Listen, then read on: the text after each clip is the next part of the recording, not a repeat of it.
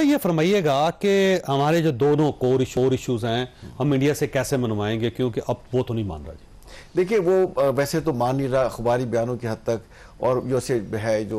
TV में mention कर रहे हैं या जलसे जुलूस में जो बात करता है, बट मेरा ख्याल है जो पाकिस्तान ने उनको इस दफ़ा जो परफॉर्मेंस दिखाई है और दुनिया जो पाकिस्तान के साथ खड़ी हो गई है और मीडिएटर जो है, अगर हमने अपने कार्ड सही प्ले किए, कार्ड इस तरह सही प्ले किया, अगर हमने अमेरिका को सही तरह एंगेज करके रखा और दूसरा सऊदी अरेबिया को अगर सही एंगेज करके रखा, तो ये और साथ कतर को, ये ऐसे 2-3 मुल्क हैं, और ऑफ कोर्स चाइना हमारे साथ खड़ा हुआ है। अगर हमने इनके साथ बड़ी कंस्ट्रक्टिव एंगेजमेंट की और हमने कहा कि हम आगे तब चलेंगे कि जब इशू रिजॉल्व हो, और इंडिया को भी रियलाइज हो गया है कि पाकिस्तान को वो अंडरमाइन नहीं कर सकते, ये नो और नेवर वाला मामला है। तो मैं ये समझता हूं कि अगर बातचीत कंस्ट्रक्टिव की जाए, उनको रियलाइज कराया जाए कि हमने 77-78 ईयर्स में एक दूसरों पे जंगें भी की हैं, रिसेंट जंग भी हो गई, तो इसका हल बातचीत से निकलेगा। और वैसे भी इंडिया की जो इस वक्त सिचुएशन है, मेरा ख्याल है प्रैक्टिकली कश्मीर उनके हाथ से निकलता जा रहा है। जैसे आपको खालिस्तान के मोड़ देखे, वो भी उनसे सिख उनके साथ रहना ही नहीं चाहते, और दुनिया में स्टेट स्पॉन्सर टेररिज्म कर रहे हैं, तामिल उनके साथ ही रहना चाहते। और अरुणाचल प्रदेश 7 ईस्टर्न स्टेट में तो चाइना ने नाम ही चेंज कर दिए पकड़ के, और वहां कितने राइट्स हुए हैं। तो इंडिया के अपने इंटरेस्ट में होगा, अगर वो एज ए मुल्क रहना चाहते हैं तो ये मसले हल करें।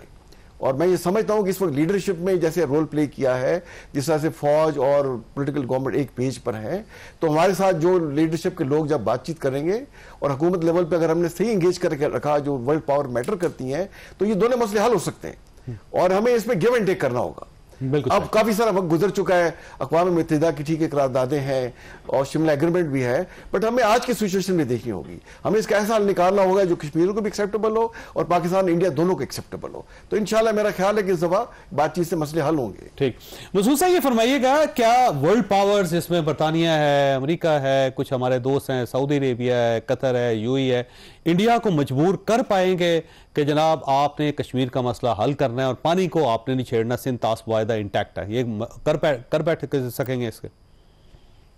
जी देखिए, हमें जैसे कि जनरल साहब कह रहे हैं, बिल्कुल मैं जी, आपको आवाज आ रही है जी? मसूद साहब को हमारी आवाज़ नहीं आ रही। ये एजाज साहब आपसे भी बात है कि ये फरमाइएगा कि क्या हम मजबूर कर पाएंगे हमारे दोस्त और वर्ल्ड पावर्स के इंडिया को कि इन मसलों को रिजॉल्व करें आप? जी जावेद साहब, इसका इम्कान तो है, लेकिन प्रोबेबिलिटी मेरे ज़ाती राय में ज़रा कम है। उसकी वजह यह है कि ये इसका मतलब ये होगा कि भारत ने अपनी पॉलिसी में वो है ना एक मेजर शिफ्ट, उनकी पॉलिसी रही है जी मैनेजमेंट इशू को मैनेज करते रहे, हम हमेशा से रेजोल्यूशन की बात करते रहे। ठीक है, अब वो अगर रेजोल्यूशन की तरफ आते हैं तो इसका मतलब है कि उन्होंने पाकिस्तान का मौक़िफ़ तस्लीम कर लिया। ठीक है, अगरचे इस जंग में उनको बहुत ज़्यादा जो है ना मार पड़ी, लेकिन वो तस्लीम नहीं कर रहे। अच्छा, आप देखिए माजी में जो जंगों की हिस्ट्री रही है ना, उसमें जो हारने वाला फरीक होता है ना, उसके ऊपर मुख्तलिफ किस्म की पाबंदियां लगती हैं और उससे फिर जीतने वाला अपनी मर्जी की बातें करवा लेता, जोर से मनवा लेता है। यहाँ वो सूरत हाल नहीं है। यहाँ पे क्योंकि ज़्यादातर जंग जो है वो लॉन्ग रेंज वेपन से हुई है, नुकसान बहुत हुआ है, लेकिन कोई ऐसा ना कोई हमारे पास उनकी एक दूसरे के पास कब्जा नहीं किया, ना उन्होंने किया, ना जमीन पे कब्जा हुआ, ना कोई आपने उनके कोई जो है ना POWs की एक्सचेंज, तो ऐसे कोई इशू नहीं है जिसके ऊपर कोई निगोशिएट करते हुए आप उनको गिव एंड टेक करें। तो ये डिपेंड करेगा थर्ड पार्टी जो कि अभी तक अमेरिका उसको लीड कर रहा है उस एफर्ट को, कि वो कितने सिंसियर हैं इस मसले को।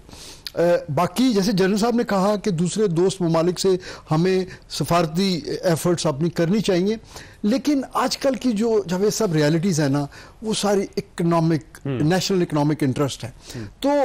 वो उसके ऊपर हर मुल्क अपना एक फ़िल्टर लगाता है कि ये इसमें मेरा क्या फायदा और मेरा पोटेंशियली क्या नुकसान है। तो लेकिन इंडिया ज्यादा दे सकता नहीं अमेरिका को, ट्रेड के मामले में, डिफेंस इक्विपमेंट्स के मामले में। अब देखिए ना सऊदीया के साथ उनके, देखिए ना सऊदीया के साथ भी उनके अभी रिसेंट जो मुआहदे हुए हैं, UAE के साथ उनके इकोनॉमिक इंटरेस्ट बड़े कॉमन है, तो उसमें हमारे लिए किसी का टिल्ट होना जो है ना, ये I think is asking for little too much सही बात एज ऑफ नाउ। लेकिन अल्लाह करे कि कोई ऐसी सिचुएशन में तब्दीली आए, क्योंकि अल्टीमेटली देखिए ये तो उनकी हटदर्मी है कि वो अभी तक इस मसले को वो लेके बैठे हुए हैं, लेकिन जिस तरह से कश्मीर की इंडिजिनस मूवमेंट चल रही है, सूनर और लेटर ये हल की तरफ जाएगा इंशाल्लाह। बिल्कुल। मसूद साहब आपकी तरफ आऊंगा। सर ये फरमाइएगा, ये वाकई वही सवाल पुराना कि वर्ल्ड पावर्स किस हद तक इंडिया को मजबूर कर पाएंगे कि ये दोनों मसले जो पाकिस्तान और इंडिया के दरमियान जंग की वजह बन जाते हैं, इनको हल करें? जी मैं यही कह रहा था कि ये जो नैरेटिव है हमारा, इतना कन्विंसिंग होना चाहिए कि दुनिया को, इंटरनेशनल कम्युनिटी को, बड़ी पावर्स को, अपने दोस्तों को ये हमें बताएं आर्गुमेंट्स के साथ, एविडेंस के साथ कि देखिए ये मसला जो है कश्मीर का, ये 4 दफ़ा जंगों का सबब बन चुका है, तो इसका कोई ना कोई हल तो निकालना पड़ेगा। और ये कि इंडिया और पाकिस्तान जो हैं वो नेबर्स हैं, हमने एक दूसरे के साथ रहना है, तो ये तो नहीं हो सकता कि हम एक परपेचुअल हॉस्टिलिटी के स्टेट में रहें। तो इसलिए ये डिपेंड करता है। लेकिन मैं इस बात से भी थोड़ा मुत्तफिक हूँ कि देखिए इंडिया के जो ताल्लुकात हैं कुछ ऐसे बड़े ममालिक से, बड़ी ताकतों से, जैसे अमेरिका है, बरतानिया है, उनसे बहुत करीबी हैं, और हमें बहुत ज़्यादा तवक्को नहीं रखनी चाहिए कि ये ममालिक जो हैं, खुसूसन मगरबी ममालिक, कोई ऐसा यानी कि ऐसी पोजीशन लेंगे कि जो कि पाकिस्तान को बहुत ज़्यादा फेवर करे, यानी कि ये जहन में हमारे होना चाहिए। लेकिन एट द सेम टाइम हमें अपनी पूरी कोशिश करनी चाहिए कि हम ये बताएं कि देखें जी, इससे तो दोबारा लड़ाई हो सकती है और दोनों न्यूक्लियर पावर्स हैं। फिर ये वाटर का जो मसला है, वाटर का मसला एक्चुअली बहुत सेंसिटिव है और बहुत ही अहम है हमारे लिए, क्योंकि ये इंडिया पानी इस तरह बंद तो नहीं कर सकता, लेकिन उसमें रुकावटें डाल सकता है, और चनाब पे उसका जरा अपर हैंड है compare to Jhelum and Sindh. लेकिन वो डाइवर्शन करना, और उसके लिए तो बड़े प्रोजेक्ट्स बनाने पड़ेंगे और टनल्स बनानी पड़ती है, कोई इतना आसान नहीं है, लेकिन वो और कोई हरकतें कर सकता है। तो प्रेशर डालने के लिए पाकिस्तान के ऊपर वाटर को रोकना, और जब हमें पानी की जरूरत हो फसलों के टाइम पे, उस वक्त उसको रोकना, इस किस्म की मुश्किलात वो खड़ी करेगा और कर सकता है। दूसरी, जहां तक काइनेटिक एक्शन की बात है, अच्छा सर, तो आपका तजर्बा क्या कहता है? मसूद साहब, आपका ये तजर्बा क्या कहता है कि ये जो मुज़ाकरात होते हैं इंडिया और पाकिस्तान के दरमियान, ज़ाहिर माजी में भी बहुत मरतबा हुए, इनका नतीजा ना कोई माजी में निकला और कोई आज या मुस्तकबिल में निकलने का कोई है हमें इम्कान के जी मुज़ाकरात का कोई ना कोई नतीजा निकलेगा और इस मरतबा पॉजिटिव होगा? जी देखिए, इस वक्त तो इंडिया के एग्रेशन की वजह से खलीज इतनी बढ़ गई है, उन्होंने इतनी नफरत फैलाई है कि उसको भी ब्रिज करना इतना आसान नहीं होगा, नंबर 1। नंबर 2, जो बायलैटरल हमारा है चैनल टॉक्स का, वो कभी भी तारीख ये बताती है कि आगे चला नहीं, इसलिए कि उसमें इंडिया जो है वो बहुत ही हटदर्मी का मुजाहरा करता है। और अब इस कॉन्फ्लिक्ट के बाद तो उनकी पोजीशन कश्मीर के ऊपर, टेररिज्म के ऊपर, वाटर के ऊपर बहुत ज़्यादा रिजिड हो गई, तो उनसे फ्लेक्सिबिलिटी एक्सपेक्ट करना ज़रा मेरा ख्याल है it will be too much. लेकिन अगर इंटरनेशनल कम्युनिटी इन्वॉल्व हो जाती है, अमेरिका इन्वॉल्व हो जाता है और प्रेशर डालता है, यूके इन्वॉल्व हो जाता है, जो कि वो कह रहे हैं कि अमेरिका और बरतानिया दोनों ये कह रहे हैं कि हम एक तो ये चाह रहे हैं कि सीजफायर जो है ये परमानेंट हो और इनके दरमियान कम्युनिकेशन शुरू हो। तो अगर ये होता है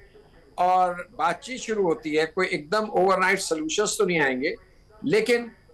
मतलब इससे ये कि थोड़े से हम ये सोच सकते हैं दोनों ममालिक के कॉन्फिडेंस बिल्डिंग मेजर्स की तरफ जाएं। इंडिया का आप रिकॉर्ड देखें, 70s में यूएन में पाकिस्तान ने ये प्रपोज किया कि हम न्यूक्लियर वेपन्स नहीं बनाएं साउथ एशिया में, लेकिन जब 74 में उन्होंने वो कर लिया था एक्सप्लोजन, उसके बाद भी पाकिस्तान ने धमाका कर लिया, लेकिन इंडिया नहीं माना। South Asia nuclear free zone की बात इंडिया ने नहीं चलने दी, अब सार को डिस्ट्रक्शन कर दिया। तो ऐसे तो काम नहीं चलेगा, पाकिस्तान के हाथ तो नहीं कटे हुए, पाकिस्तान तो बिल्कुल अभी बता दिया है कि अगर हमें छेड़ोगे तो फिर बड़ा मजबूत और भरपूर जवाब मिलेगा। तो पाकिस्तान को ये कोर्स, काइनेटिकली मैं ये कह रहा था कि देखिए इंडिया से हम कोई चीज रूल आउट तो नहीं कर सकते, लेकिन जो इस वक्त उनको सबक मिला है फौजी मैदान में, तो मेरा ख्याल है, मेरे दोनों भाई बैठे हुए ये फौज से, इनका तजर्बा और इनका तजिया मेरे ख्याल मुझसे ज्यादा बेहतर होगा इस सिलसिले में। लेकिन अब वो सोचेंगे